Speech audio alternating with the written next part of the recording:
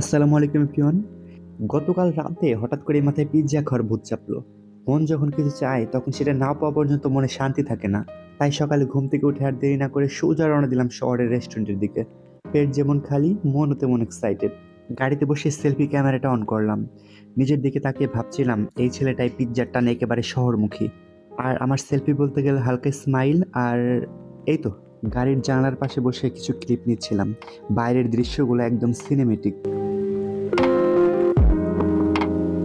রাস্তায় গ্রামের মানুষের ব্যস্ত জীবন আর আমি পিৎজার স্বপ্নে বিভোর। রেস্টুরেন্টে ঢোকার সময় চোখে পড়লো বিশাল একটা আয়না।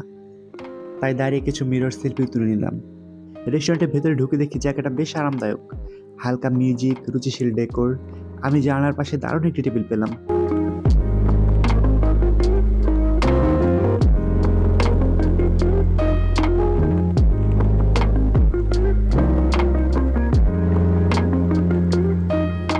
অর্ডার তো দিয়ে দিলাম, এখন শুধু মহা অপেক্ষার।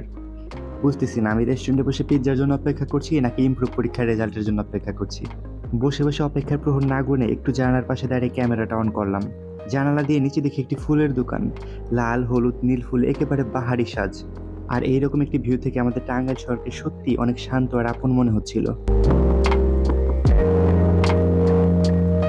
অবশেষে পিৎজাটা এসেই গেল। গরম গরম মেল্টিং চিজে ঢাকা। এক কামড়ে মনটা জিতে নিল। তবে হ্যাঁ, ভিডিওতে আর খাওয়াটা দেখালাম না, ক্যামেরা অফ করে ঠিকঠাক খেয়ে নিব।